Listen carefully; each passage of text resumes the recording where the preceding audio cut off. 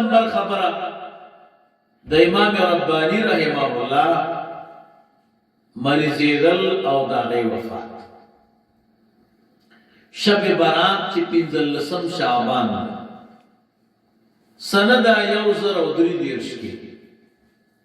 حضرت خپل وفات ظاهر کو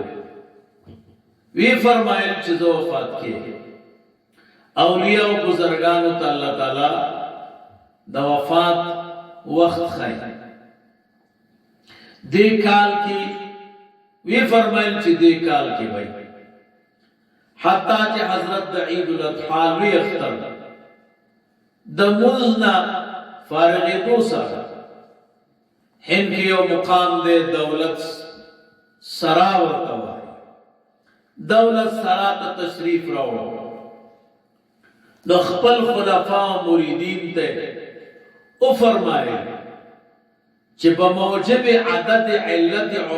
عمر حضور صلی الله علیه وسلم یعنی جو سمرد رسول الله مبارک صلی الله علیه وسلم عمر مبارک زما عمر بهم درش په تکال او داغه وخت قریب راغله ده تاسو ټول ته لازم دي چې کتاب الله او سنت رسول الله باندې عمل کوئ سرور 5 ورځو کې دننه حضرت ته د ضیق النفس یعنی سالنډي سابندي دوره شروع شو حتی چې 20 تاریخ د محرم 1030 سنه حضرت تعداد ایام باقیه ظاهر کړ انوی فرمایل چې زما دنیا کې دومره ورځې پاتې او یو ورځ د خپل پلار بزرګوار د مزار شریف اخیری زیارت کولو د پاره تشریف پیوړو ډیر وخت پورې مراقبه او هغه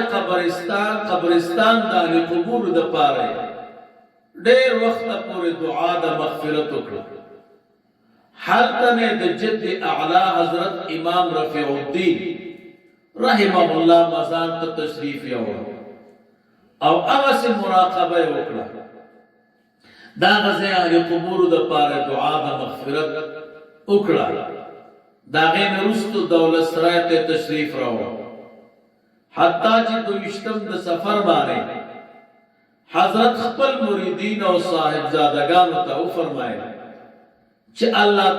الله پاک ماتا هر هغه ساعت واکلو کوم چې بشر ته عطا کړي دي ټول احسانات الله را باندې وکړي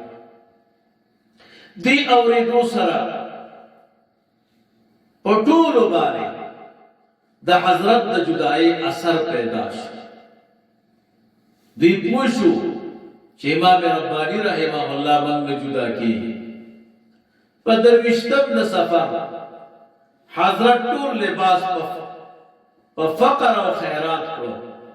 په فقراو باندې خیرات کړو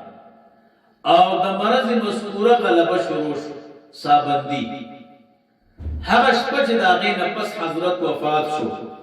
په اصرار د تمامو حضراتو باندې را پاسېدلو کېناستېدو کوم حقایق چې ورته منکشف شوي وو هغه بیان وی فرمایل زما د همت مارغه استان قدس ته ورسېدلو او आवाज راغی چې دا حقیقت کعبه ده دینه پس نور عروج شو او مقام صفات حقیقیت ورسېدو چې په وجود د ذات موجود ده بیا زشيونات ذاتیت ورسېدم حالت ذات بحت ورسېدم چې د هر قسم اعتبارات او نسبتونو نه معرض او ټول ذلیت هغه پوری لا نه د بیا باندې دینه پس پرې د ضعف غلبه شو کمزور شو تهجد منز او د سکولو سره په ولاړ ادا کولو سره د سبا منز هم په جماعت سره وکړ او د هند په ژبه کې یو شعر وی چې ترجمه ده نن غدوس حاصل شو چې پاغه ټول دنیا قربان کړ. بیا د اشراق منځ جمعیت سره ادا کړ او تمام ادعیه مسوره ولستو مراقبه هم وکړه. بستر مبارک باندې داسې سملاستو، سر شمال طرف ته، مخ قبله طرف ته، خیلاس د زنی مبارک نه لاندې کېخو، ذکر کې مشغول شو. سا مبارک تیز تیز اغستا، زوی مبارک ور تراغ عرض وکړ چې قربان طبیعت مو څنګه ده؟ وی فرمایل ډېر ښه دی چې 2 رکعاته مونځ مې کړی دی، دا ماته کافي دی. دا د امام رباني رحمه الله اخیرنۍ خبره وه. دې نه پسې الله الله جاري، الله الله یې وی. اتیشتم د سفر 1004 سنه د دوشنبه ورځ یا سه شنبه ورځ په وخت د اشراق کې داعی اجل تلبیک ہوئی او دی جهان فانی نا دار البقاء طرف ته رحلت وکړه. عمر مبارک درش پیدا کړ. نقل دی چې په داسې ورځ زمکه او اسمان ژاړي او د اسمان ژړا د هغه څلور طرف نه سر کېدل دي. دغسې کتاب شرح صدر کې دي. حضرت ته د غسل ورکولو په وخت دا واقعه پیښه شوه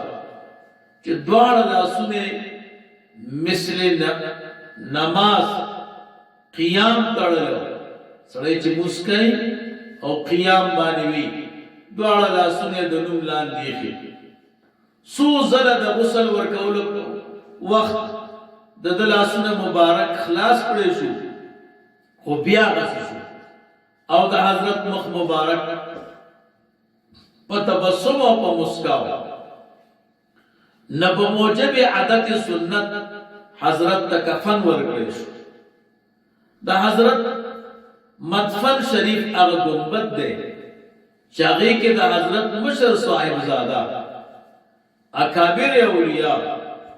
حضرت خواجہ محمد صادق مدفون رحمه الله. او دا گنبد شریف ارض مبشره کې واقع دی چې د هغې تفصیل مخکې تیر شوی. دا گنبد سلوی عمارت نه دی بلکې هغه گنبد چې هغې کې د حضرت صاحبزاده قیوم ثانی یا د هغه صاحبزاده مدفون دی. ډېر وسیع او رفیع دی. کوم وخت چې د حضرت جنازه روضې مبارکې گنبد شریف ته راوړلی شوه، سمدستي د صاحبزاده نه د زوی مبارک قبر جانب مشرق ته تقریبا 1 لاس اخوا شو. دا د امام رباني رحمه الله بعد الوفات کرامت زی پراخه شو. په جانب د غرب کې د حضرت قبر مبارک وکنستلی شو. هغې کې د حضرت دفن کړی شو چې اوس د ټولو خلکو دپاره د خاص او د عام دپاره یو زیارتګاه. درېیمه خبره د امام